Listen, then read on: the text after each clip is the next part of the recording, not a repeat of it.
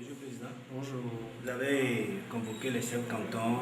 Est-ce que les personnes ressources ici à la préfecture aujourd'hui, quel a été l'objectif donc de cette rencontre? L'objectif principal de cette réunion, c'est de partager avec les responsables de cette fête, les premiers responsables qui sont les chefs de canton, de villages et de quartiers, pour faire le bilan de la fête, les résultats de la fête passée, de tirer les conclusions, ce qui a réussi, ce qui reste à améliorer, de manière à apporter toutes ces expériences dans la réalisation de la fête de cette année 2015. Comment ça a été?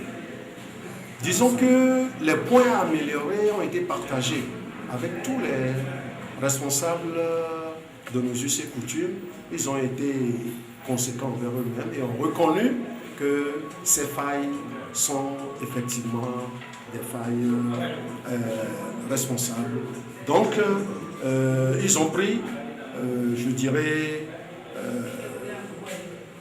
la certitude de revoir ce qui n'a pas marché l'année passée pour que l'édition 2015 soit mieux réussie. Oui, pour cette année, à quand la fête de l'an, tout ça démarre quand? Disons que de commun accord avec les chefs, nous avons retenu la période du 31 juillet au 9 août 2015 pour la fête. Alors, Avec pour apothéose, bien sûr, le 8 août 2015. quelles sont les améliorations que vous pensez apporter par rapport à l'année passée? Plusieurs points ont été évoqués pour améliorer. Premièrement, nous sommes rendus compte que les stands qui devaient être vraiment animés l'année passée ne l'ont pas été. Donc la première innovation, c'est de rendre fonctionnels ces stands. De deux, nous nous sommes également dit que la fête, l'innovation, c'est la mobilisation des ressources. Parce que la fête appartient aux autochtones, aux fils et filles de Logou. Donc nous ne devons pas, coûte que coûte, attendre la mobilisation des ressources de tierces personnes, mais que cela commence d'abord par nous-mêmes.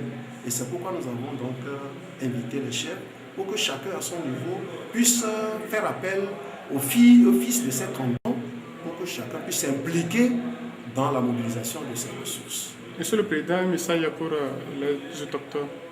Un message. C'est de considérer cette fête comme une retrouvaille. Et nous demandons à chaque fils et à chaque fille de Logou de considérer la fête au Donjou comme une fête de tous les natifs de Logou. À ne pas tenir compte des appartenances politiques. Il faut vraiment qu'on soit au-dessus de cela et que l'on sache que c'est une fête culturelle et nos mentons politiques, nous devons les laisser de côté pour vraiment nous porter nos manteaux culturels, nos manteaux de fils et filles de Logou, pour que tous nous nous retrouvions pour que la fête soit belle. Merci.